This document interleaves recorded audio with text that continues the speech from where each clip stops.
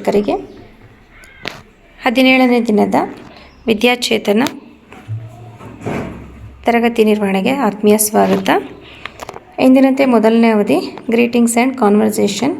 ಈ ಒಂದು ಅವಧಿಯಲ್ಲಿ ಮಕ್ಕಳು ತರಗತಿಯ ಹೊರಭಾಗದಿಂದ ಪಕ್ಷಿಗಳ ಹೆಸರನ್ನು ಹೇಳಿ ಜೊತೆಗೆ ಅದರ ಶಬ್ದವನ್ನು ಮಾಡುತ್ತಾ ತರಗತಿಯೊಳಗೆ ಪ್ರವೇಶ ಮಾಡಬೇಕು. ತದನಂತರ ನಮಸ್ತೆ, good morning, what day is today ಈ ಒಂದು ರೀತಿಯಲ್ಲಿ ಪ್ರಶ್ನೆಯನ್ನು ಕೇಳೋದ್ರ ಮೂಲಕ ಮಕ್ಕಳಿಂದ ಉತ್ತರವನ್ನು ಪಡೆಯಬೇಕಾಗತ್ತೆ. ನೆಕ್ಸ್ಟು ಆ ದಿನದ ವೆದರ್ ಬಗ್ಗೆ ಕೂಡ ಮಕ್ಕಳಿಂದ ಕೇಳಿ ಪಡಿಬೇಕಾಗತ್ತೆ. ಇದಾದ ನಂತರ ಇದರ ಜೊತೆಗೆ ಇನ್ನೊಂದು ಆ್ಯಕ್ಟಿವಿಟಿ ಇದೆ. ಇಲ್ಲಿ explain how to use handkerchief and when sneezing ಅಂದರೆ ಹ್ಯಾಂಡ್ ಕರ್ಚೀಫ್ನ ಯಾವ ಸಂದರ್ಭಗಳಲ್ಲಿ ಬಳಸ್ತೀವಿ ಅನ್ನೋದ್ರ ಬಗ್ಗೆ ಕೂಡ ನಾವು ಮಕ್ಕಳಿಂದ ಚಟುವಟಿಕೆಯನ್ನು ನಿರ್ವಹಣೆ ಮಾಡಿಸ್ಬೇಕಾಗತ್ತೆ. ಇದಕ್ಕೆ ಪೂರಕ ವಿಡಿಯೋ ಇದೆ, ನೀವು ಅದೇ ರೀತಿಯಲ್ಲಿ ನಿರ್ವಹಣೆ ಮಾಡಬಹುದು. ಮಕ್ಕಳೀಗ ನಾನೊಂದು ಕೆಲವೊಂದು ಸುರಕ್ಷತಾ ನಿಯಮಗಳನ್ನ ಹೇಳ್ಕೊಡ್ತೀನಿ. ಉದಾಹರಣೆಗೆ ಈಗ ಸೀನುವಾಗ ಅಂದ್ರೆ ಸಾಮಾನ್ಯವಾಗಿ ಸುಮ್ನೆ ಕೆಮ್ಮು ಬರುತ್ತೆ ಅಲ್ವಾ, ಒಂದೊಂದ್ಸರಿ ಕೆಮ್ಮು ಬಂದಾಗ ಏನ್ ಮಾಡ್ಬೇಕು? ಏನ್ ಮಾಡ್ಬೇಕು ರೋಷನ್? ಕೈನ ಅಡ್ಡ ಇಟ್ಟು ಕೆಮ್ಮಬೇಕು. ಅಕಸ್ಮಾತ್ ನಿಮ್ಮ ಹತ್ರ ಕರ್ಚೀಫ್ ಇದೆ, ಈಗ ಶಮೀರ್ ಹತ್ರ ಕರ್ಚೀಫ್ ಇದೆ, ಸೊ ಕರ್ಚೀಫ್ ಇದ್ದಾಗ ಕೆಮ್ಮು ಬಂದಾಗ ಏನ್ ಮಾಡ್ಬೇಕು ಶಮೀರ್? ಕೆಮ್ಮಿದ್ರೆ ಮತ್ತೆ ಸೀನ್ಬೇಕು. ಸೀನುವಾಗ ಬರುತ್ತಲ್ವಾ? ಅಕ್ಷಿ, ಅದು ತಪ್ಪು. ಸೀನ್ಬೇಕಾದ್ರೆ ಏನ್ ಮಾಡ್ಬೇಕು ಅನುಶ್ರೀ? ಕೈ ಕರ್ಚೀಫ್ ಇಲ್ಲ ಅಂದ್ರೆ ಕೈನ ಅಡ್ಡ ಇಟ್ಟು ಸೀನ್ಬೇಕು. ಹಾಗೆ ಕರ್ಚೀಫ್ ಇದ್ರೆ ಏನ್ ಮಾಡ್ಬೇಕು? ಕರ್ಚೀಫ್ನ ಅಡ್ಡ ಇಟ್ಕೊಂಡು ಏನ್ ಮಾಡ್ಬೇಕು? ಸೀನ್ಬೇಕು. ಯಾಕೆ? ನಾವು ಕೆಮ್ಮಿದಾಗ ಅಥವಾ ಸೀನಿದಾಗ ಏನಾಗುತ್ತೆ, ನಮ್ಮ ಏನು ಮೂಗಿನಿಂದ ಅಥವಾ ಬಾಯಿಂದ ಬರುವಂತಹ ಏನು ಗಾಳಿ ಮೂಲಕ ಏನ್ ಮಾಡ್ತವೆ ಬ್ಯಾಕ್ಟೀರಿಯಾಗಳು ನಮ್ಮ ಮುಂದೆ ಇರೋಂಥವ್ರಿಗೆ, ನಮ್ಮ ಅಕ್ಕಪಕ್ಕ ಇರೋಂಥವ್ರಿಗೆ ಏನಾಗ್ತವೆ ಗಾಳಿ ಮೂಲಕ ಅವರಿಗೆ ಹೋಗಿ ಅವ್ರಿಗೂ ಕೂಡ ಅದೇ ರೀತಿ ಸೀನು ಅಥವಾ ಕೆಮ್ಮು ಈ ತರ ಶುರು ಆಗ್ಬಹುದು. ಸೊ ಗಾಳಿ ಮೂಲಕ ರೋಗ ಹರಡುತ್ತೆ. ಆ ಕಾರಣಕ್ಕೋಸ್ಕರ ನಾವು ಕೆಮ್ಮುವಾಗ ಸೀನುವಾಗ ಏನ್ ಮಾಡ್ಬೇಕು? ಕರ್ಚೀಫ್ ಅನ್ನ ಅಡ್ಡ ಇಟ್ಕೋಬೇಕು. ಅದಕ್ಕೆ ನಾವು ನಿಮ್ಗೆ ಪ್ರತಿದಿನ ಹೇಳ್ತೀವಿ ಕರ್ಚೀಫ್ ಇಟ್ಕೊಂಡ್ ಬನ್ನಿ, ಒಂದು ಕರ್ಚೀಫ್ ನ ತಗೊಂಡ್ಬರ್ಬೇಕು ಅಂತ ಹೇಳಿರೋದಲ್ವಾ? ಓಕೆ, ಈಗ ಕೊರೋನಾ ಅಂತ ಎಲ್ಲ ಕೇಳಿದ್ರಿ ಅಲ್ವಾ? ಕೊರೋನಾ ಹೋಯ್ತಾ? ಇನ್ನು ಕೆಲವು ಕಡೆ ಇದೆ, ಆಯ್ತಾ? ಸೊ ಕೊರೋನಾ ಟೈಮ್ ನಲ್ಲಿ ನಾವ್ ಏನ್ ಯೂಸ್ ಮಾಡ್ತಾ ಇದ್ವಿ? ಮಾಸ್ಕ್ ಯೂಸ್ ಮಾಡ್ತಿದ್ವಿ ಅಲ್ವಾ? ಏನಕ್ಕೆ ಮಾಸ್ಕ್ ಯೂಸ್ ಮಾಡ್ತಿದ್ವಿ ಅಂದ್ರೆ ಇದೇ ಕಾರಣಕ್ಕೋಸ್ಕರ. ಮಾಸ್ಕ್ ಹಾಕೋದ್ರಿಂದ ಏನಾಗುತ್ತೆ, ಈ ಮೂಗು ಮತ್ತೆ ಬಾಯಿ ಮುಚ್ಕೊಳ್ತಿತ್ತು. ಸೊ ನಾವು ಕೆಮ್ಲಿ ಸೀನ್ಲಿ ಏನಾಗ್ತಿತ್ತು, ಬ್ಯಾಕ್ಟೀರಿಯಾಗಳು ಅದರಲ್ಲೇ ಇರ್ತಿತ್ತು. ಆಮೇಲೆ ಆ ಮಾಸ್ಕ್ ಅನ್ನ ತಂದ್ಬಿಟ್ಟು ಹೊರಗಡೆ ಹೋಗಿ ಬಂದ್ಮೇಲೆ ಏನ್ ಮಾಡ್ತಿದ್ವಿ, ಅದನ್ನ ತೊಳೆದು ವಾಶ್ ಮಾಡಿ ಹಾಕ್ತಿದ್ವಿ ಅಲ್ವಾ? ಸೊ ಅದೇ ರೀತಿಯಲ್ಲಿ ನಾವು ಪ್ರತಿದಿನ ಯಾವಾಗಲೂ ಕೊರೋನಾ ಇರ್ಲಿ ಬಿಡ್ಲಿ, ನಾವು ಕೆಮ್ಮುವಾಗ ಸೀನುವಾಗ ಏನ್ ಮಾಡ್ಬೇಕು ಮಕ್ಳ? ಕೈಯನ್ನ ಅಡ್ಡ ಇಡ್ಬೇಕು. ಕರ್ಚೀಫ್ ಇಲ್ಲ ಅಂದ್ರೆ ಕರ್ಚೀಫ್ ಇದ್ರೆ ಕರ್ಚೀಫ್ ಅನ್ನ ಅಡ್ಡ ಇಟ್ಟು ಕೆಮ್ಮಬೇಕು. ಯಾಕಂದ್ರೆ ನಮ್ಮಿಂದ ಬೇರೆಯವ್ರಿಗೆ ರೋಗಗಳು ಹರಡಬಾರ್ದು. ಅಥವಾ ಬೇರೆಯವರು ಕೆಮ್ಮಬೇಕಾದ್ರೆ ಏನ್ ಮಾಡ್ಬೇಕು ಮಕ್ಳ?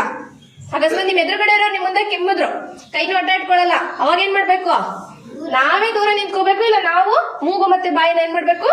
ಸ್ವಲ್ಪ ಮುಚ್ಕೋಬೇಕು. ಇದು ಕೂಡ ಒಂದು ಸುರಕ್ಷತೆನೆ. ಈಗ ನಾವು ಕೆಮ್ಮಿದ್ರೆ ಮಾತ್ರ ಅಡ್ಡ ಇಟ್ಕೋಬಾರ್ದು, ಬೇರೆಯವರು ಕೆಮ್ಮಬೇಕಾದ್ರೆ ಏನ್ ಮಾಡ್ಬೇಕು? ನಾವು ಕೂಡ ಮೂಗು ಮತ್ತೆ ಬಾಯಿನ ಮುಚ್ಕೋಬೇಕು. ಇಲ್ಲ ಕರ್ಚೀಫ್ ಇದ್ರೆ ಮುಚ್ಕೋಬೇಕು, ಮತ್ತೆ ದೂರ ನಿಂತು ಮಾತಾಡ್ಬೇಕು.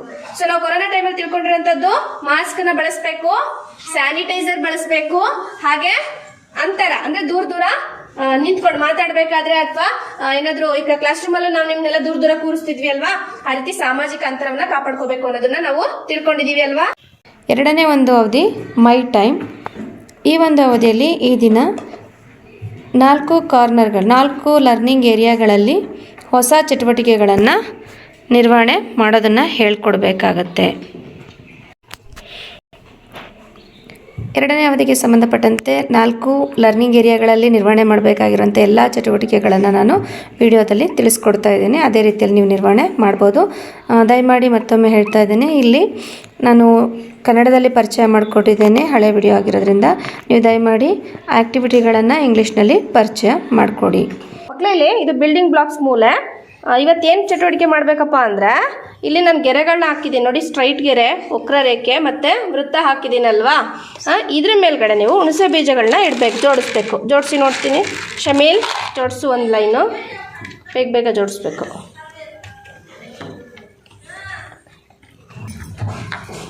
ಇದೇ ರೀತಿ ನೀವು ಈ ಒಂದು ಮೂಲೆಗೆ ಬಂದಂಥ ಸಂದರ್ಭದಲ್ಲಿ, ಬಿಲ್ಡಿಂಗ್ ಬ್ಲಾಕ್ಸ್ ಮೂಲೆಗೆ ಬಂದಂಥ ಸಂದರ್ಭದಲ್ಲಿ ಇಲ್ಲಿ ಕೊಟ್ಟಿರುವಂಥ ರೇಖೆಗಳ ಮೇಲೆ ಏನು ಮಾಡಬೇಕು, ಕಲ್ಲು ಅಥವಾ ಹುಣಸೆ ಬೀಜಗಳನ್ನ ಜೋಡಿಸಿ ತೋರಿಸ್ಬೇಕು ನನಗೆ. ಆಯಿತಾ? ಎಲ್ಲರೂ ಇದನ್ನು ಮಾಡಿಸ್ಬೇಕು. ಮಕ್ಕಳೇ, ಇದು ಗಣಿತ ಮೂಲೆಯಲ್ಲಿ ಒಂದು ಚಟುವಟಿಕೆ ಮಾಡೋಣ, ಎತ್ತರ ಮತ್ತು ಗಿಡ್ಡ ಅಂತ ಹೇಳಿ. ಇಲ್ಲಿ ಕೆಲವೊಂದು ವಸ್ತುಗಳನ್ನ ತೋರಿಸ್ತಾ ಹೋಗ್ತೀನಿ, ಅವು ಹೇಗಿದೆ ಅಂತ ಹೇಳಬೇಕು. ಆಯಿತಾ? ಇಲ್ಲಿ ಒಂದು ಬಾಕ್ಸ್ ಜೋಡಿಸ್ತಾ ಇದ್ದೀನಿ ನೋಡಿ. ಈ ಬಾಕ್ಸ್ ಹೇಗಿದೆ ಮಕ್ಕಳ? ದೊಡ್ಡದಾಗಿದೆ ಅಲ್ವಾ ಈ ಬಾಕ್ಸು? ಈಗ ಇನ್ನೊಂದು ಬಾಕ್ಸ್ನ ಇಡ್ತೀನಿ, ಅದು ಹೇಗಿದೆ ಅಂತ ಹೇಳಬೇಕು. ಅದಕ್ಕಿನ್ನ ಗಿಡ್ಡ ಇದೆ ಅಲ್ವಾ? ಹೌದು. ಮೊದಲನೇದೇನಾಗಿದೆ? ಉದ್ದ ಇದೆ ಅಲ್ವಾ? ಮೇಲೆ ಎತ್ತರ ಇದೆ.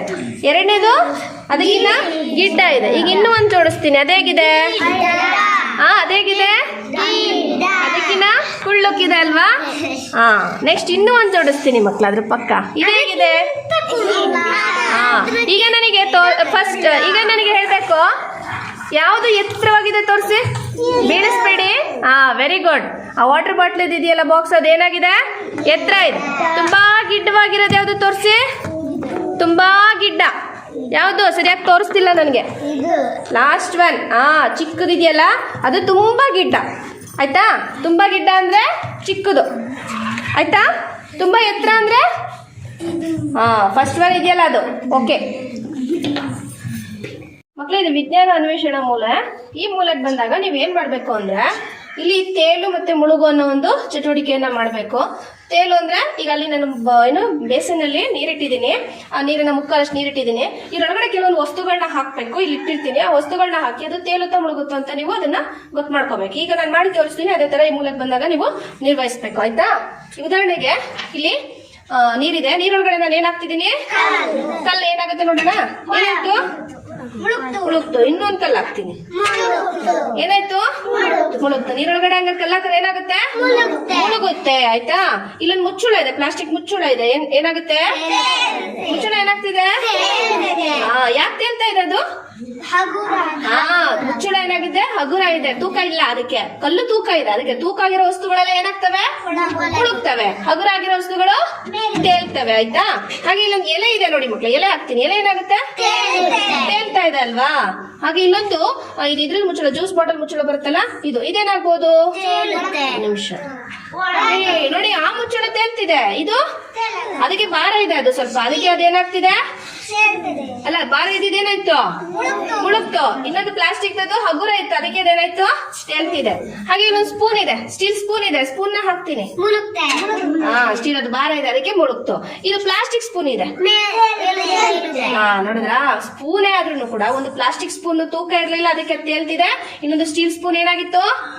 ತೂಕ ಇತ್ತು, ಅದು ಅದೇನಾಯ್ತು?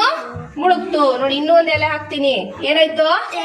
ತೇಲ್ತಾ ಇದೆ. ಇಲ್ಲೊಂದು ಕಾಫಿ ಲೋಟ ಇದೆ, ಪ್ಲಾಸ್ಟಿಕ್ ಕಾಫಿ ಲೋಟ ಇದೆ, ತೇಲ್ತಾ ಇದೆ. ನೋಡಿ, ಹೆಂಗಾರ ಹಾಕಿದ್ರೆ ತೇಲುತ್ತೆ. ನೋಡಿ, ಇಲ್ಲಿ ನೀರ್ ತುಂಬಿಕೊಂಡ್ಮೇಲೆ ಅದೇನಾಗುತ್ತೆ ನೋಡಿ. ನೋಡಿ, ಮೊದ್ಲು ಖಾಲಿ ಲೋಟ ಹಾಕ್ತೆ, ಅವಾಗ ಏನಾಯ್ತು? ತೇಲ್ತು. ಅದಕ್ಕೆ ನೀರ್ ತುಂಬಿಸ್ಬಿಟ್ಟು ಹಾಕ್ರೆ ಏನಾಗ್ಬೋದು ನೋಡಿ? ಅದು ಕೂಡ ತೇಲ್ತಿದೆ ಮಕ್ಳ. ಇಲ್ಲ, ಮುಳುಗಿಲ್ಲ, ಅದು ಪೂರ್ತಿ ಮುಳುಗಿಲ್ಲ. ಏನಾಗ್ತಿದೆ? ತೇಲ್ತಾನೆ ಇದೆ. ಅದು ನೀರ್ ತುಂಬಿದ್ರು ಕೂಡ ಏನಾಗ್ತಾ ಇದೆ? ಪ್ಲಾಸ್ಟಿಕ್ ಲೋಟ ತೇಲ್ತಾ ಇದೆ. ಗೊತ್ತಾಯ್ತಲ್ಲ? ತೇಲೋದು ಮುಳುಗೋದು ಅಂದ್ರೆ ಗೊತ್ತಾಯ್ತಲ್ಲ? ತೇಲೋದು ಅಂದ್ರೆ ತೂಕ ಇಲ್ದಿರೋ ವಸ್ತುಗಳು ತೇಲ್ತವೆ, ಹಾಗೆ ತೂಕ ಆಗಿರೋ ವಸ್ತುಗಳು ಮುಳುಗುತ್ತವೆ. ಇಲ್ಲಿ ಕೆಲವೊಂದು ಪ್ರಾಣಿಗಳ ಬೊಂಬೆ ಇಟ್ಟಿದ್ದೀನಿ. ಆಯ್ತಾ? ಈಗ ಏನ್ ಮಾಡ್ಬೇಕಪ್ಪ ಅಂದ್ರೆ, ಇವುಗಳನ್ನ ಒಂದೊಂದನ್ನ ತಗೋಬೇಕು. ಅದನ್ನ ತಗೊಂಡು ಅದ್ರ ಬಗ್ಗೆ ಎರಡು ವಾಕ್ಯದಲ್ಲಿ ಹೇಳ್ಬೇಕು. ಉದಾಹರಣೆಗೆ ಇಲ್ಲಿ ಕುದುರೆ ಇದೆ. ಏನಿದು? ಕುದುರೆ. ಆ ಕುದುರೆ ಬಗ್ಗೆ ಏನ್ ಗೊತ್ತಿದೆ ನಿಮ್ಗೆ? ಕುದುರೆ ಏನ್ ತಿನ್ನುತ್ತೆ ಮಕ್ಳ? ಹುಲ್ಲು ಮತ್ತೆ ಹುರುಳಿ ಕಾಳನ್ನ ತಿನ್ನುತ್ತೆ. ಆಯ್ತಾ? ಸೊ ಅದು ಕುದುರೆಯನ್ನ ಜಟ್ಕಾ ಗಾಡಿ ಓಡಿಸೋದಕ್ಕೆ ಬಳಸ್ತಾರೆ. ಕುದುರೆಯನ್ನ ಮನೇಲಿ ಸಾಕ್ತಾರೆ. ಕುದುರೆ ಕಾಡಲ್ಲಿ ಇರುತ್ತೆ, ಮನೇಲಿ ಇರುತ್ತಾ? ಮನೇಲಿ ಇರುತ್ತೆ. ಸಾಕಿದ ಕುದುರೆ ಆದ್ರೆ ಮನೇಲಿ ಇರುತ್ತೆ. ಸಾಕ್ತಿರೋ ಕುದುರೆಗಳು ರೋಡಲ್ಲಿ ಇರ್ತವೆ ಅಲ್ವಾ? ಸಾಮಾನ್ಯವಾಗಿ ಕುದುರೆಗಳನ್ನ ಸಾಕ್ತಾರೆ. ಏನಕ್ಕೋಸ್ಕರ ಸಾಕ್ತಾರೆ? ಜಟ್ಕಾ ಗಾಡಿ ಓಡಿಸೋದಕ್ಕೆ ಮತ್ತೆ ರೇಸ್ ಓಡಿಸೋದಕ್ಕೂ ಕೂಡ ಏನ್ ಮಾಡಿದಾರೆ? ಕುದುರೆಯನ್ನ ಸಾಕ್ತಾರೆ. ಈ ರೀತಿಯಲ್ಲಿ ಪ್ರತಿಯೊಂದು ನಿಮ್ಗೆ ಯಾವ್ದು ಇಷ್ಟನೋ ಆ ಪ್ರಾಣಿಯನ್ನ ಆರಿಸ್ಕೊಂಡು ನೀವೇನ್ ಮಾಡ್ಬೇಕಿಲ್ಲಿ ಅದ್ರ ಬಗ್ಗೆ ಎರಡೆರಡು ಮಾತನ್ನ ಹೇಳ್ಬೇಕು. ಯಾರೋ ದೀಕ್ಷಾ, ನಿಮ್ಗೆ ಯಾವ್ದು ಇಷ್ಟ ನಮ್ಮ ಇದರಲ್ಲಿ? ಯಾವ್ದಾದ್ರು ಒಂದು ತಗೋ ಪ್ರಾಣಿ ಬೇಗ. ಏನದು? ಏನದು? ಹಸು ಬಗ್ಗೆ ಎರಡು ಮಾತು ಹೇಳಿ ನೋಡ್ತೀನಿ. ಹಸು ಹುಲ್ಲು ತಿನ್ನುತ್ತೆ. ಆಮೇಲೆ ಹಾಲು ಕೊಡುತ್ತೆ ಅಲ್ವಾ? ಹಸು ಹಾಲು ಕೊಡುತ್ತೆ. ಹಾಲಿಂದ ನಾವು ಮೊಸರು, ಬೆಣ್ಣೆ, ತುಪ್ಪ ಎಲ್ಲ ಮಾಡ್ಕೊಂತೀವಲ್ವಾ? ಹಸು ಬಣ್ಣ ಯಾವ್ದು ಒಂದೇ ಬಣ್ಣದಲ್ಲಿ ಇರುತ್ತಾ? ಇಲ್ಲ, ಬೇರೆ ಬೇರೆ ಬಣ್ಣದಲ್ಲಿ ಇರುತ್ತೆ ಅಲ್ವಾ? ಹಸುನ ಯಾರು ಸಾಕ್ತಾರ ಮನೇಲಿ? ಹಸುನ ಸಾಕ್ತಾರೆ. Very good. ಮಕ್ಕಳಲ್ಲಿ ನಾನೊಂದು ಸನ್ನಿವೇಶದ ಒಂದು ಕಾರ್ಡ್ ಅನ್ನ ಇಟ್ಟಿದ್ದೀನಿ. ನೀವೇನ್ ಮಾಡ್ಬೇಕು ಅಂದ್ರೆ ಅಲ್ಲಿ ಏನೇನ್ ಚಿತ್ರಗಳಿದೆ ಗುರುತಿಸ್ಬೇಕು, ಅಲ್ಲಿ ಏನ್ ಮಾಡ್ತಿದ್ದಾರೆ ಅಂತ ನೀವು ಓದಿ ಗುರುತಿಸಿ ಹೇಳ್ಬೇಕು ನನಗೆ. ರೋಷನ್, ಇದು ಏನ್ ಚಿತ್ರ ನೋಡು? ಕಸ ಗುಡಿಸ್ತಿದ್ದಾರೆ. ಆಮೇಲೆ ಇದು ಏನದು? ಗಾಡಿ ಹೂಗಳು ಹಣ್ಣುಗಳನ್ನ ಮಾರ್ಕೊಂಡ್ ಬರ್ತಾ ಇದಾರೆ. ಆಮೇಲೆ ತಲೆ ಬಾಚ್ತಿದ್ದಾರೆ. ಅಲ್ಲಿ ಮನೆ ಹತ್ರ ತಲೆ ಬಾಚಿದ್ದಾರೆ. ಈಗ ಮೇಲ್ಗಡೆ ಅಂಗಡಿಗಳಿದೆ ನೋಡಲ್ಲಿ, ಏನೇನ್ ಅಂಗಡಿಗಳಿದೆ? ಇದು ಪೂಜಾ ಟೆಕ್ಸ್ಟೈಲ್, ಬಟ್ಟೆ ಅಂಗಡಿ ಅದು. ಆಮೇಲೆ ದಿನಸಿ ಅಂಗಡಿ ಅದು. ತರಕಾರಿ ಅಂಗಡಿ. ತರಕಾರಿ ಅಂಗಡಿ. ಕೆಳಗಡೆ ಏನೋ ಮಾಡ್ತಿದ್ದಾರೆ ನೋಡು, ಹೂವನ್ನ ಮಾರ್ತಿದ್ದಾರೆ. ಇದನ್ನೆಲ್ಲ ನೋಡ್ರಿ ಏನ್ ಚಿತ್ರ ಅನ್ಸುತ್ತೆ ಇದು? ಇದನ್ನೆಲ್ಲ ನೋಡ್ರಿ ಇದು ಏನ್ ಚಿತ್ರ ಅನ್ಸುತ್ತೆ ನಿಮ್ಗೆ? ಪೇಟೆನಾ? ಏನಿದು? ಪೇಟೆ ಅಂದ್ರೆ ಮಾರ್ಕೆಟ್ ಅಂತ ಹೇಳ್ತಾರಲ್ಲ, ಮಾರ್ಕೆಟಿಂಗ್ ಚಿತ್ರ ಅಲ್ವಾ ಇದು? ಈ ಮಾರ್ಕೆಟಿಂಗ್ ಚಿತ್ರ. ಮಾರ್ಕೆಟ್ ಅಲ್ಲಿ ಏನೇನ್ ಮಾಡ್ತಾರೆ? ಹಣ್ಣುಗಳು, ತರಕಾರಿಗಳು, ಹೂವು, ಬಟ್ಟೆ ಅಂಗಡಿ ಇರುತ್ತೆ, ದಿನಸಿ ಸಾಮಾನ್ ಅಂಗಡಿಗಳಿರುತ್ತೆ. ಆಮೇಲೆ ಆಟದ ಸಾಮಾನ್ ಅಂಗಡಿ ಇದೆ ನೋಡಿ ಅಲ್ಲಿ. Very good. ಆಟದ ಸಾಮಾನ್ ಅಂಗಡಿ ಇದೆ. ಇವೆಲ್ಲ ಅಂಗಡಿಗಳಿರೋ ಜಾಗನ ಏನಂತ ಕರಿತೀವಿ? ಪೇಟೆ ಅಥವಾ ಮಾರ್ಕೆಟ್ ಅಥವಾ ಸಂತೆ ಅಂತ ಹೇಳ್ತಾರಲ್ಲ, ಸಂತೆ ಅಂತ ಹೇಳ್ತಾರಲ್ವಾ? ಮಕ್ಳು, ಇಲ್ಲಿ ಇದು ಬರೆಯೋ ಮೂಲೆ. ಈ ಮೂಲೆಗೆ ಬಂದಂತ ಸಂದರ್ಭದಲ್ಲಿ ನೀವೇನ್ ಮಾಡ್ಬೇಕು ಅಂದ್ರೆ ಇಲ್ಲಿ ಕೆಲವು ಸೂಚನೆಗಳಿರ್ತವೆ. ನಾನು ಅದು ಸೂಚನೆಗಳನ್ನ ಕೊಡ್ತೀನಿ, ಅದೇ ರೀತಿ ನೀವು ಚಿತ್ರನ ರಚನೆ ಮಾಡ್ಬೇಕಾಗತ್ತೆ. ಈಗ ಫಸ್ಟ್ ನಾನು ಮಾಡಿ ತೋರಿಸ್ತೀನಿ, ನೋಡ್ಕೊಳ್ಳಿ. ಅದೇ ರೀತಿಯಲ್ಲಿ ನೀವು ಏನ್ ಮಾಡ್ಬೇಕಾಗತ್ತೆ? ಚಿತ್ರಗಳನ್ನ ಬರಿಬೇಕಾಗತ್ತೆ. ಏನ್ ಚಿತ್ರಗಳು ಅಂದ್ರೆ, ಉದಾಹರಣೆಗೆ ಚೆಂಡನ್ನ ಗೋಡೆಗೆ ಎಸೆದಾಗ ಅದನ್ನ ಹೇಗೆ ಎಸಿತೀವಿ ನಾವು? ಸ್ಟ್ರೈಟ್ ಆಗಿ ಎಸಿತೀವಲ್ವಾ? ನೋಡಿ, ಅದಕ್ಕೆ ಸ್ಟ್ರೈಟ್ ಆಗಿ ಎಸಿದ್ರೆ ಸ್ಟ್ರೈಟ್ ಗೆರೆಯನ್ನ ಹಾಕ್ಬೇಕು. ಆಯ್ತಾ? ಹಾವು ಚಲಿಸುವ ರೀತಿ ಅಂತ ಕೇಳಿದ್ದಾರೆ. ಹಾವು ಹೇಗೆ ಚಲಿಸುತ್ತೆ? ಜಿಗ್ಜಾಗ್, ವಕ್ರವಾಗಿ. ನೋಡಿ, ಈ ರೀತಿ ಎಲ್ಲ ಚಲಿಸೋದು ಹಾವು ಈ ರೀತಿಯಲ್ಲಿ ಚಲಿಸುತ್ತೆ. ಆಮೇಲೆ ವಿಮಾನ ಹೇಗಾರುತ್ತೆ ಮಕ್ಕಳ? ಸ್ಟ್ರೈಟ್ ಆಗಿ ಹೋಗುತ್ತಲ್ವಾ ಅದು? ಸೊ ಸ್ಟ್ರೈಟ್ ಆಗಿ ಅಂದ್ರೆ ನೇರ ಗೆರೆ. ಆಯ್ತಾ? ನೆಕ್ಸ್ಟ್, ಚಿಟ್ಟೆ ಹೂವಿಂದ ಹೂವಿಗೆ ಆರ್ಬೇಕಾದ್ರೆ ಹೇಗಾರುತ್ತೆ? ಜಂಪ್ ಮಾಡ್ಕೊಂಡು ಈ ರೀತಿ ಆರುತ್ತಲ್ವಾ? ಈ ರೀತಿ ಆರ್ಬೋದು, ಅಥವಾ ಈ ರೀತಿ ಕೂಡ ಆರ್ಬೋದಲ್ವಾ? ಸೊ ಈ ರೀತಿ ಸೂಚನೆಗಳನ್ನ ನಾನು ಕೊಡ್ತಾ ಹೋಗ್ತೀನಿ. ಅದೇ ತರ ನೀವು ಗೆರೆಗಳನ್ನ ಏನ್ ಮಾಡ್ಬೇಕಾಗತ್ತೆ? ಹಾಕ್ಬೇಕಾಗತ್ತೆ. ಮಕ್ಕಳಲ್ಲಿ ಆಟಿಕೆ ಮಾಡಿ ಕಲಿ ಮೂಲಕ ಬಂದಾಗ ನೀವ್ ಏನ್ ಮಾಡ್ಬೇಕು ಅಂದ್ರೆ, ಈಗ ನಾವು ಪೆನ್ಸಿಲ್ ಮೆಂಡ್ ಮಾಡ್ತೀರಲ್ವಾ, ಇಲ್ಲಿ ನೋಡಿ ಇಲ್ಲಿ ಕಾಣ್ತಿದೆಯಲ್ಲ, ಈ ತರ ಪೆನ್ಸಿಲ್ ಮೆಂಡ್ ಮಾಡಿರೋದನ್ನ ಈ ರೀತಿ ಇವನ್ನೆಲ್ಲ ಶೇಖರಿಸಿ ಇಟ್ಕೊಂಡಿರ್ಬೇಕು. ಅದನ್ನ ನೀವೇನ್ ಮಾಡ್ಬೇಕು ಅಂದ್ರೆ ಹೂವಿನ ಆಕಾರ ಅಥವಾ ಬೇರೆ ಬೇರೆ ಆಕಾರದಲ್ಲಿ ಬರುತ್ತೆ, ಗೊಂಬೆ ಆಕಾರದಲ್ಲೆಲ್ಲ ಬರುತ್ತೆ. ಸೊ ಆ ರೀತಿಯಲ್ಲಿ ನಾವೇನ್ ಮಾಡ್ಬೇಕಾಗತ್ತೆ? ಏನ್ ಮಾಡ್ಬೇಕು? ಅಂಟಿಸ್ತಾ ಹೋಗ್ಬೇಕು. ಈಗ ಉದಾಹರಣೆಗೆ ಒಂದು ನಾನು ಮಾಡಿ ತೋರಿಸ್ತೀನಿ ನೋಡಿ. ಈಗ ಹೂವಿನ ಆಕಾರದಲ್ಲಿ ನಾವ್ ಇದನ್ನ ಮಾಡೋಣ. ಆಯ್ತಾ? ಹೂಗಳನ್ನ ಮಾಡೋಣ. ಈ ರೀತಿ ಫಸ್ಟ್ ಫೆವಿಕಾಲ್ ಈ ರೀತಿ ಹಾಕ್ಬಿಟ್ಟು ಏನ್ ಮಾಡ್ಬೇಕು? ಇದನ್ನ ಅಂಟಿಸ್ಬೇಕು. ಈ ರೀತಿ ಅಂಟುತ್ತೆ ಅದು. ಆಯ್ತಾ? ಈ ರೀತಿ ಅಂಟಿಸೋಣ.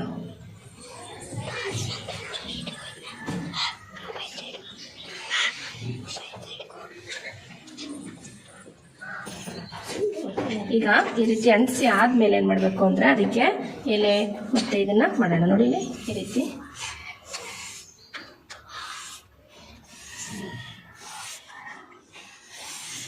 ಈ ರೀತಿ ವಾಲ್ಸ್ ಬೇಕಾದ್ರೂ ಮಾಡ್ಬೋದು. ನೋಡಿ ಈ ರೀತಿ ಪಾಟ್ ಆಯ್ತಾ? ನೋಡಿ, ಆಮೇಲೆ ಎಲೆಗಳನ್ನ ಬಿಡಿಸೋಣ. ಇದಕ್ಕೆ ಎಲೆಗಳನ್ನ ಬೇಕಾದ್ರೆ ನಿಜವಾದ ಎಲೆಗಳನ್ನ ತಂದು ಏನ್ ಮಾಡ್ಬೋದು? ಅಂಟಿಸ್ಬೋದು. ಈ ರೀತಿ ನೀವು ಮಾಡ್ಬೇಕು. ಈ ಮೂಲಕ ಬಂದಂತ ಸಂದರ್ಭದಲ್ಲಿ ಏನ್ ಮಾಡ್ಬೇಕು? ಈ ರೀತಿ ಪೆನ್ಸಿಲ್ ಇಂದ ಚಿತ್ರ ರಚನೆಯನ್ನ ಮಾಡ್ಬೇಕು. ನೋಡಿ, ಇದು ನೀಟಾಗಿ ಅಂಟುತ್ತೆ. ಇದು ಗಮ್ ಹಾಕಿದ್ರೆ ಅದಕ್ಕೆ ಅನಿಸ್ತಿದೆ, ನೀಟಾಗಿ ಅಂಟುತ್ತೆ. ಮಕ್ಳಿಗೆ ಕಲೆಗೊಂದು ಮೂಲೆ, ಕರಕುಶಲ ಮೂಲೆಯಲ್ಲಿ ಟೋಪಿ ಮಾಡೋದು ಹೇಳ್ಕೊಡ್ತೀನಿ. ಕರೆಕ್ಟ್ ಆಗಿ ನೋಡ್ಕೊಳ್ಳಿ. ನ್ಯೂಸ್ ಪೇಪರ್ ಇದೆ, ಹಳೆ ನ್ಯೂಸ್ ಪೇಪರ್ ಇದೆಯಲ್ಲ, ಅದರಿಂದ ಟೋಪಿ ಮಾಡೋದು. ಫಸ್ಟ್ ಈ ರೀತಿ ನ್ಯೂಸ್ ಪೇಪರ್ನ ತಗೋಬೇಕು. ಇದು ಈ ರೀತಿ ಭಾಗ ಬರುತ್ತಲ್ಲ, ಇದು ಓಪನ್ ಇರುತ್ತಲ್ಲ, ಅದನ್ನ ಮುಂದಕ್ಕೆ ಇಟ್ಕೋಬೇಕು. ಇದನ್ನೆರಡನ್ನು ಮತ್ತೆ ಫೋಲ್ಡ್ ಮಾಡಿರ್ತೀವಲ್ಲ, ಇಲ್ಲೊಂದು ಗೆರೆ ಬಂದಿರುತ್ತೆ. ಅದಕ್ಕೆ ಪ್ರಕಾರವಾಗಿ ನಾವೇನ್ ಮಾಡ್ಬೇಕು ಅಂದ್ರೆ ನೋಡಿ ಈ ರೀತಿ ಫೋಲ್ಡ್ ಮಾಡ್ಕೋಬೇಕು. First step. ಇಲ್ಲಿ ಒಟ್ಟು 5 ಟೋಪಿಗಳನ್ನ ಮಾಡೋದನ್ನ ನಾನು ಹೇಳ್ಕೊಡ್ತೀನಿ. First step. ಆಮೇಲೆ ಇಲ್ಲಿ ಈ ಮೂಲೆಯಿಂದ ಇಲ್ಲಿಗೆ ಕರೆಕ್ಟ್ ಆಗಿ ಸ್ಟ್ರೈಟ್ ಆಗಿ ಹಿಡಿದು ನೋಡಿ, ಇದೆರಡು ಗೆರೆಗಳು ಒಟ್ಟಿಗೆ ಬರ್ಬೇಕು ಮಕ್ಳ. ಒಟ್ಟಿಗೆ ಬರ್ಲಿಲ್ಲ ಅಂದ್ರೆ ಸರಿ ಹೋಗಲ್ಲ ಟೋಪಿ. ನೋಡಿ, ಇದೆರಡು ಒಟ್ಟಿಗೆ ಬರ್ಬೇಕು. ನೋಡಿ, ಎರಡೂ ಕೂಡ ಏನಾಗ್ಬೇಕು? ಈಕ್ವಲ್ ಆಗಿ ಬರ್ಬೇಕು.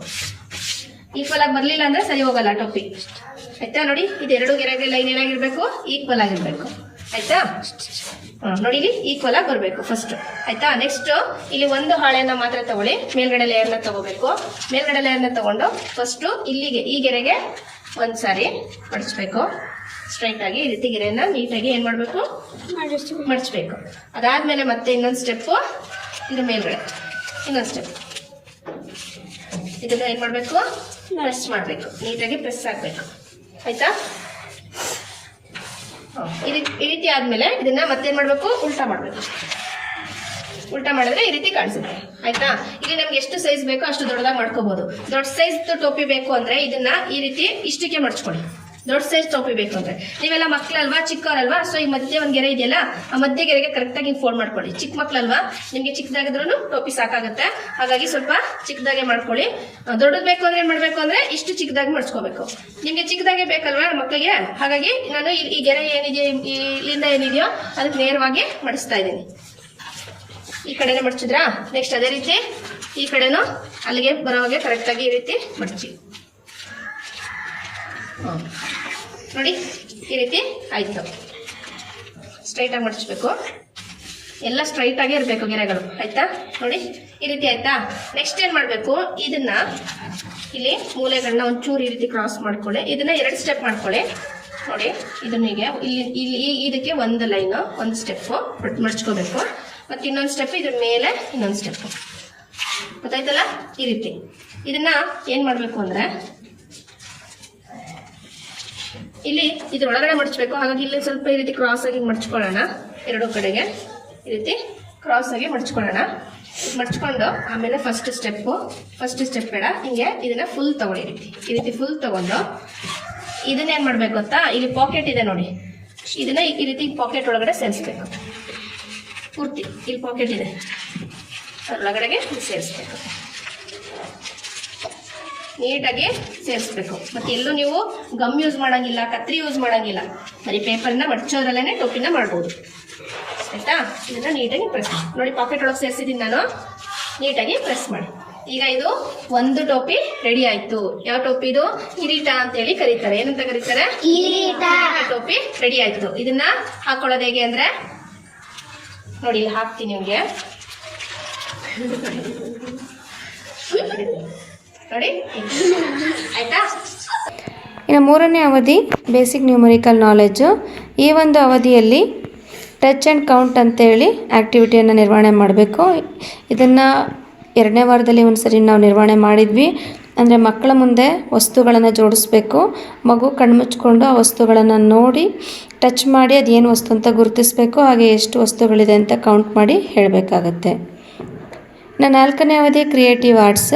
ಇಲ್ಲಿ ಯೋಗ, ಡ್ಯಾನ್ಸ್ ಆ್ಯಂಡ್ ಎಕ್ಸಸೈಸ್ ಅಂತ ಕೊಟ್ಟಿದ್ದಾರೆ. ಇಲ್ಲಿ ನಿಮ್ಗೆ ಯಾವುದು ಸೂಟೇಬಲ್ ಆಗುತ್ತೋ ಅದನ್ನು ಮಾಡಿಸ್ಕೋಬೋದು, ಅಥವಾ 3 ಅನುಕೂಲ ಇದೆ ಅಂದರೆ 3 ಕೂಡ, ಅಂದರೆ ಯೋಗ ಮಾಡಿಸ್ಬೋದು, ಡ್ಯಾನ್ಸ್ ಕೂಡ ಮಾಡಿಸ್ಬೋದು. ಇನ್ನು ಶನಿವಾರದ ಸಮಯದಲ್ಲಿ ಏನು ನೀವು ಎಕ್ಸಸೈಸಸ್ ಮಾಡಿಸ್ತೀರೋ ಅದನ್ನು ಕೂಡ ನೀವಲ್ಲಿ ಮಾಡಿಸ್ಬಹುದಾಗಿರುತ್ತೆ. ಅಥವಾ TPR ಆ್ಯಕ್ಟಿವಿಟೀಸ್ಗಳನ್ನು ಕೂಡ ನೀವಿಲ್ಲಿ ಮಾಡಿಸ್ಕೋಬಹುದು. ಅವಧಿ ಲ್ಯಾಂಗ್ವೇಜ್ ಡೆವಲಪ್ಮೆಂಟ್ ಅಂತ ಹೇಳಿ, ಈ ಒಂದು ಅವಧಿಯಲ್ಲಿ organise an activity to guess the name of the vegetables using the clues ಅಂತ ಹೇಳಿದೆ. ಈ ಒಂದು ಚಟುವಟಿಕೆಯನ್ನು ನಿರ್ವಹಣೆ ಮಾಡಬೇಕಾದ್ರೆ ನಮ್ಮ ಮನಸ್ಸಿನಲ್ಲಿ ಒಂದು ವೆಜಿಟೇಬಲ್ ನೇಮನ್ನು ಇಟ್ಕೊಂಡಿರಬೇಕು. ಅದಕ್ಕೆ ಸಂಬಂಧಪಟ್ಟಂತೆ ಕ್ಲೂಗಳನ್ನ ಕೊಡ್ತಾ ಹೋಗಬೇಕು. ಫಾರ್ ಎಕ್ಸಾಂಪಲ್, ಇವಾಗ ಇದು ಬಣ್ಣದಲ್ಲಿ ಹಸಿರು ಬಣ್ಣ ಇದೆ, ಇದನ್ನು ತಿಂದರೆ ಖಾರ ಆಗುತ್ತೆ. ಇದನ್ನು ನಾವು ಇಂಗ್ಲೀಷ್ನಲ್ಲಿ ಟ್ರಾನ್ಸ್ಲೇಟ್ ಮಾಡಿ ಹೇಳಬೇಕಾಗತ್ತೆ, ಯಾಕೆಂದರೆ ಇದನ್ನೇ ಚಟುವಟಿಕೆಗಳನ್ನು ಸಂಪೂರ್ಣವಾಗಿ ಇಂಗ್ಲೀಷ್ನಲ್ಲೇ ಮಾಡಿ. ಸೊ ಈ ರೀತಿಯಲ್ಲಿ ಮಗು ಖಾರ ಆಗುತ್ತೆ ಅಂತ ಹೇಳಿದ ತಕ್ಷಣ ಮಗುಗೆ ಅದು ಮೆಣಸಿನಕಾಯಿ ಅಂತ ಗೊತ್ತಾಗ್ಬಿಡುತ್ತೆ. ಸೊ ಇದನ್ನೇ ಇಂಗ್ಲೀಷ್ನಲ್ಲಿ ನಾವು ಚಟುವಟಿಕೆಯನ್ನು ನಿರ್ವಹಣೆ ಮಾಡಿಸ್ಬೇಕಾಗತ್ತೆ. ಇದೇ ರೀತಿಯಲ್ಲಿ ಎಲ್ಲ ಮಕ್ಕಳನ್ನು ಬಳಸ್ಕೊಂಡು ಈ ಒಂದು ಚಟುವಟಿಕೆಯನ್ನು ನಿರ್ವಹಣೆ ಮಾಡಿ. 6ನೇ ಅವಧಿ ಔಟ್ಡೋರ್ ಗೇಮ್ಸ್. ಇಲ್ಲಿ ಜಂಪಿಂಗ್ ಆ್ಯಂಡ್ ಸ್ಪಿನ್ನಿಂಗ್ ಅಂತೇಳಿ 2 ಚಟುವಟಿಕೆಗಳನ್ನು ನಿರ್ವಹಣೆ ಮಾಡಲಿಕ್ಕೆ ಕೊಟ್ಟಿದ್ದಾರೆ. ಇದನ್ನು ಔಟ್ಡೋರ್ ಗೇಮ್ ಆಗಿರೋದ್ರಿಂದ ಶಾಲಾ ಆವರಣದೊಳಗಡೆ ಈ ಒಂದು ಚಟುವಟಿಕೆಗಳನ್ನು ನಿರ್ವಹಣೆ ಮಾಡಿ. ಇನ್ನು 7ನೇ ಅವಧಿ ಸ್ಟೋರಿ ಟೈಮ್. ಇಲ್ಲಿ ಬ್ಲೂ ಫಾಕ್ಸ್ ಅಂತೇಳಿ ಸ್ಟೋರಿ, ಅಂದರೆ ನೀಲಿ ಬಣ್ಣದ ನರಿ ಅಂತ ನಾವೇನು ಕಳೆದ ವಿದ್ಯಾಪ್ರವೇಶದಲ್ಲಿ ನಾವು ನಿರ್ವಹಣೆ ಹೇಳ್ಕೊಟ್ಟಿದ್ವಿ. ಅದೇ ಒಂದು ಕಥೆಯನ್ನು ನಾವು ಇಂಗ್ಲೀಷ್ಗೆ ಟ್ರಾನ್ಸ್ಲೇಟ್ ಮಾಡಿಕೊಂಡು ಹೇಳಬೇಕಾಗತ್ತೆ. ನಾನು ಆಗಲೇ ಪ್ರತಿ ಸಾರಿನೂ ಹೇಳ್ತಾ ಇದ್ದೀನಿ, ಕಥೆಗಳು, ಹೊಸ ಕಥೆಗಳು ಏನು ಪರಿಚಯ ಮಾಡ್ತಿರಲ್ವ, ಆ ಕಥೆಗಳು ನಿಮಗೆ 2023-24ರಲ್ಲಿ ಶಾಲೆಗೆ ಒಂದು ವಿದ್ಯಾಪ್ರವೇಶ ಕೈಪಿಡಿಯನ್ನು ಇಲಾಖೆಯಿಂದ ಕೊಡಲಾಗಿತ್ತು. ಆ ಕೈಪಿಡಿ ನಿಮ್ಮ ಬಳಿ ಇದ್ದರೆ ಅದರಲ್ಲಿ ಎಲ್ಲ ಕಥೆಗಳು ಕೂಡ ಸಿಗ್ತವೆ. ಅದೇ ಕಥೆಗಳನ್ನು ತೆಗೆದು ನೀವು ಅದನ್ನು ಇಂಗ್ಲೀಷ್ಗೆ ಟ್ರಾನ್ಸ್ಲೇಟ್ ಮಾಡಿ ಕಥೆಯ ಸಮಯದ ಅವಧಿಯಲ್ಲಿ ನಿರ್ವಹಣೆ ಮಾಡಬೇಕಾಗತ್ತೆ. ಇನ್ನು ಕೊನೆಯ ಅವಧಿ ಸಿ ಯು ಅಗೇನ್. ಈ ಒಂದು ಕೊನೆಯ ಅವಧಿಯಲ್ಲಿ ಈಗಾಗಲೇ 7 ಅವಧಿಗಳಲ್ಲಿ ನಿರ್ವಹಣೆ ಮಾಡಿದಂಥ ಎಲ್ಲ ಚಟುವಟಿಕೆಗಳನ್ನು ರೀಕಾಲ್ ಮಾಡಬೇಕಾಗುತ್ತೆ. ಜೊತೆಗೆ ಹೋಮ್ವರ್ಕ್ ಇದ್ದರೆ ಕೊಡಬೇಕಾಗತ್ತೆ. ಆ್ಯಂಡ್ ನೆಕ್ಸ್ಟ್ ಡೇ ಪ್ಲ್ಯಾನ್ ಇದ್ದರೆ ಅದನ್ನು ಕೂಡ ಇಲ್ಲಿ ನಿರ್ವಹಣೆ ಮಾಡ್ಕೋಬೇಕಾಗತ್ತೆ. ಆದಷ್ಟು ಸ್ನೇಹಿತರೆ ಎಲ್ಲ ಆ್ಯಕ್ಟಿವಿಟಿಗಳನ್ನು ಇಂಗ್ಲೀಷ್ನಲ್ಲಿ ಪರಿಚಯಿಸ್ಕೊಡಿ.